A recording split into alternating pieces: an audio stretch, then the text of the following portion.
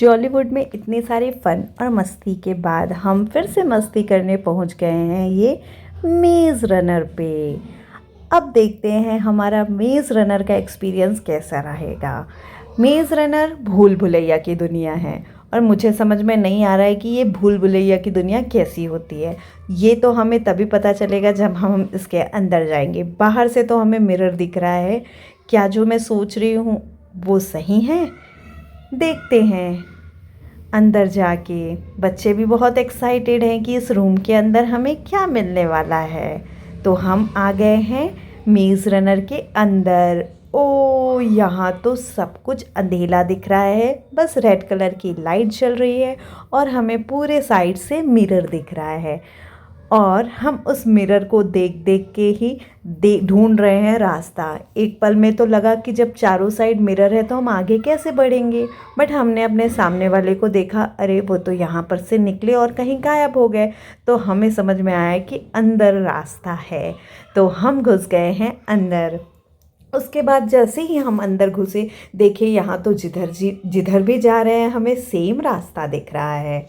अब कुछ समझ में नहीं आ रहा है, तो हमने जहाँ से एंट्री की थी हम वापस उसी गेट से बाहर निकल गए। बट सामने देखा कि वहाँ एग्ज़िट गेट है और वहाँ से निकलना है, तो हमारे मेज़ रनर के अंदर जाने का कोई मतलब नहीं हुआ।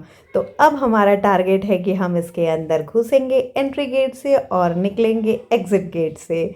देखते हैं क्या हम इसमें कामयाब होते हैं कि नहीं, क्योंकि अंदर यहाँ पर जितने भी लोग हमें सामने मिल रहे हैं वो भी पूरी तरह से खो गए हैं। उन्हें खुद भी नहीं समझ में आ रहा है कि हम कहाँ से एंट्री किए थे और वो भी ढूंढ रहे हैं कि गेट कहाँ से निकले बाहर, क्योंकि थोड़ा सा अंदर से अटपटा भी लगता है क्योंकि हमें कुछ नहीं दिखता आसपास, सिर्फ मिरर ही मिरर।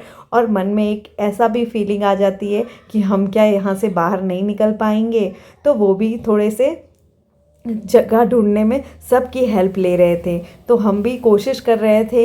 हमारा तो इस बार टारगेट था कि हमें एग्ज़िट गेट से ही निकलना है। बाकी सब हमारे पास से जा रहे थे, वो एक्चुअली में उसी रास्ते में जा रहे थे जहाँ पर से वो उन्होंने एंट्री की थी। तो हम ये आगे बढ़ रहे हैं और कोशिश कर रहे हैं कि इस बार हमें रास्ता मिल जाए। तो यहाँ पर आप देख रहे होंगे, आपको स्ट्रेट लाइन दिख रही है, वो लाइन नहीं है, सामने मिरर है। आपस में आजू बाजू के मिरर का रिफ्लेक्शन हो रहा है, इस वजह से हमें हर जगह से ऐसी लंबी लाइन दिख रही है और हमें लग रहा है कि अंदर पक्का रास्ता होगा। तो यहाँ पर मेज़ रनर में अंदर जाने का एक ट्रिक है कि हम कैसे रास्ता ढूंढें कि मिरर है कि नहीं। आप हाथ लगाएंगे तो आपको दिखेगा वहाँ पर आपका हैंड, लेकिन जिधर रास्ता होगा वहाँ हैंड नहीं दिखेगा। तो उससे हम लोग ने रास्ता फाइंड आउट किया और फाइनली हमें लग रहा है कि हम इस बार बाहर निकलेंगे। यहाँ पर का एक्सपीरियंस बहुत ही अच्छा था, थोड़ा अटपटा लग रहा था। बार बार हम लोग वापस आके फिर से वहीं पर पहुँच जाते थे, समझ में ही नहीं आता था कि कैसे निकलेंगे। तो मेज़ रनर में तो हमने बहुत मस्ती की थी और फाइनली हमें लास्ट में हमें वो रास्ता मिल गया। और आप देख रहे होंगे सब, ये देखिए सबको रास्ता मिल गया और सबको समझ में आ गया कि यहाँ से एग्ज़िट गेट का रास्ता है। तो अब बिल्कुल मन में जो घबराहट थी कि हम निकल पाएंगे कि नहीं, वो वाली घबराहट दूर हो चुकी थी। बच्चों को भी लग रहा था कि ये हम कहाँ पर आके फंस गए हैं, हमें यहाँ नहीं आना चाहिए था।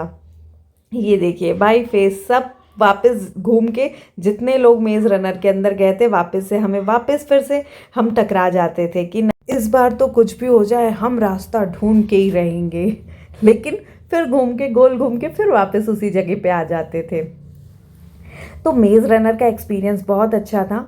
हम जॉलीवुड में आए तो हमसे एक मिस्टेक हो गई कि हमने मेज़ रनर और जुरासिक पार्क के बाद हम डायरेक्ट वाटर वर्ल्ड चले गए थे, जिसकी वजह से जैसे ही आप एक बार पानी में जाओ ना तो वहाँ से निकलने का मन नहीं करता है। बच्चे बिल्कुल भी इंटरेस्टेड नहीं थे कि हम बाहर जाएँ, दूसरी जगह एक्सप्लोर करें। तो इस वजह से हमारे बहुत सारी चीज़ें मिस हो गई थी। तो आप जब भी जॉलीवुड जाए ज़रूर पहले वाटर वर्ल्ड में इंजॉय कर लीजिए। थोड़ी देर एक टारगेट फिक्स कर लीजिए कि 1 घंटे से पहले हमें बाहर नहीं निकलना है, क्योंकि वहाँ पर भी अंधेला हो जाएगा तो फिर मज़ा भी नहीं आएगी। तो इसलिए पहले ही टारगेट फिक्स कर लो कि वहाँ पर जाएंगे, फिर 1 घंटे के अंदर आप निकलोगे तभी आप बाकी जगह एक्सप्लोर कर पाओगे। तो 1-2 पार्ट हमसे मिस हो गया था। और बाकी के पार्ट यदि आपको देखना है कि यदि आप भी प्लान कर रहे हैं कि हमें जॉलीवुड जाना है, तो ज़रूर हमारे बाकी के पार्ट वीडियो ज़रूर देखिए, उसमें आपको आइडिया मिल जाएगा। और इसके साथ फाइनली मेज़ रनर से हमारी एग्ज़िट गेट से ही इस बार हम बाहर निकले हैं। आप देख रहे होंगे ऊपर एग्ज़िट लिखा था। तो हमारा ये मेज़ रनर का एक्सपीरियंस भी बहुत ही मज़ेदार था।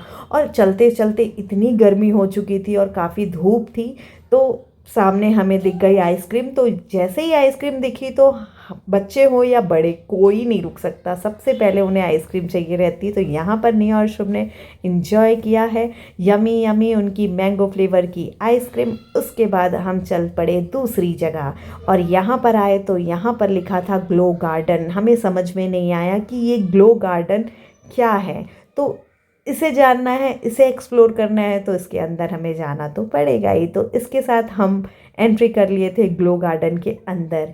जैसे ही एंट्री कर रहे थे यहाँ सब कुछ अंधेला अंधेला था और कलरफुल फ्लावर्स, इतने प्यारे प्यारे फ्लावर्स चमक रहे थे। समझ में ही नहीं आ रहा था कि ये कैसे चमक रहे हैं। फिर बाद में समझ में आया कि यहाँ कुछ रेडियम वाली थीम है, जिस वजह से यहाँ पर ये सब शाइन कर रहे हैं। अब समझ में आया कि इस गार्डन का नाम ग्लो गार्डन क्यों पड़ा। ये पूरे फ्लावर्स आप देख रहे होंगे, ये पूरे आर्टिफिशियल हैं, लेकिन देख के एकदम नेचुरल फ्लावर्स वाली फीलिंग आएगी। बहुत मज़ा किया। जैसे ही अंदर गए, एक छोटा सा पॉन्ड जैसा गड्ढा बना के रखा हुआ है वहाँ पर, और एक फ्रॉग बैठा हुआ है, उसमें भी रेडियम लगा हुआ है। कलर जो है वो रेडियम कलर लगे हुए हैं। शुभ ने एंजॉय किया कि मम्मा आज फर्स्ट टाइम मैं इसकी सवारी करके देखता हूँ, ये मेढक चलता है कि नहीं। तो फन के साथ, मस्ती के साथ दोनों बच्चों ने बहुत इन्जॉय किया यहाँ पर का ग्लो गार्डन वाला शो।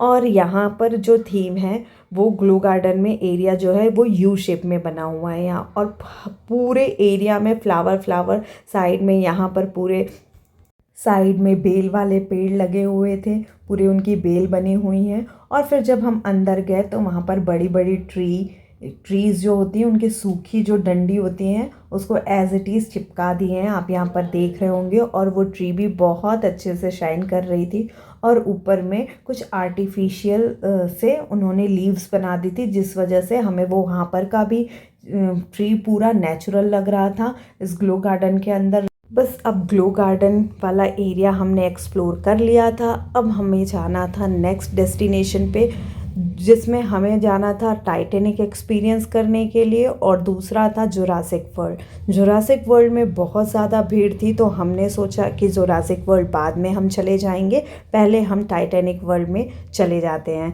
तो टाइटैनिक वर्ल्ड में आपको पता चलेगा कि टाइटैनिक शिप जब डूबी थी तो वो कैसे डूबी थी, हर एक चीज़ वो बताएंगे, और थोड़ा सा हमें एक्सपीरियंस भी फील कराएंगे कि रियल एक्सपीरियंस कैसे रहेगा। तो हम वो वाला पार्ट रिकॉर्ड नहीं कर पाए थे, बिकॉज़ वहाँ पर वाइब्रेशन हो रहा था और हम हिल रहे थे, क्योंकि वो शिप भी हिल रही थी। तो मतलब ऐसा एक्सपीरियंस कराया है कि जैसे नेचुरल शिप डूब रही है, तो जिस वजह से पूरा वहाँ पर भगदड़ मच जाता है और कैसे वहाँ पर वाइब्रेशन होता है, वो एक्सपीरियंस था। तो मोबाइल हम नहीं रख पाते, हमने वहाँ पर जो रॉड बनी हुई थी उसे पकड़ के खड़े थे, जिस वजह से हमने वहाँ पर की थीम रिकॉर्ड नहीं कर पाई। और वहाँ पर भी रियली बहुत मज़ा आया। यदि आप भी सोच रहे हैं जॉलीवुड जाने का, तो हमारे बाकी पार्ट को ज़रूर देखिएगा, तो आपको आइडिया हो जाएगा कि क्या क्या यहाँ पर है और कौन कौन सा फ़न है।